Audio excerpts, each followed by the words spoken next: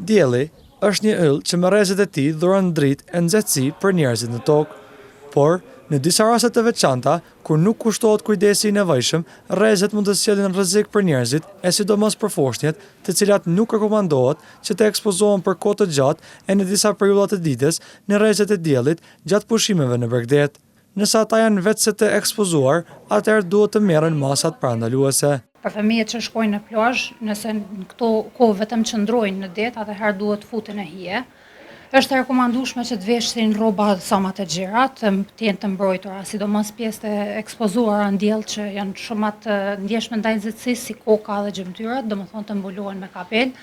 Një specifik tjetër është lëkura, për shkak se ajo është shumë e hollë dhe shumë e ndjeshme ndaj djegjes dhe nuk ka aftësi, domethënë ta rregulloj fëmia i kësaj moshe ta rregulloj temperaturën trupore. Te këta fëmijë rekomandohet që të mos futen fare në ujë, për shkak se janë këto sëmundjet hidrike ku uji është mjaft i kontaminuar, domethënë me patogjen të ndryshëm. Po ashtu prindërve u rekomandohet të kenë me vete edhe medikamente të ndryshme. Të ketë edhe ilaçe, sepse na dimë që plazhet gjenden shumë larg raporteve pediatrike.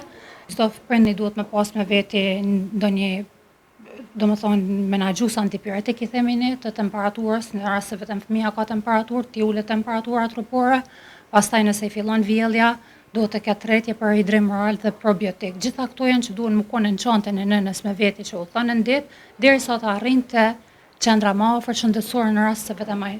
Përveç këtyre rekomandimeve, me foshnjët duhet kushtuar kujdes në hidratimin e tyre, që për shkak të temperaturave të larta, dehidratimi mund të ndodhë më shpejt se sa në kushtet e zakonshme atmosferike.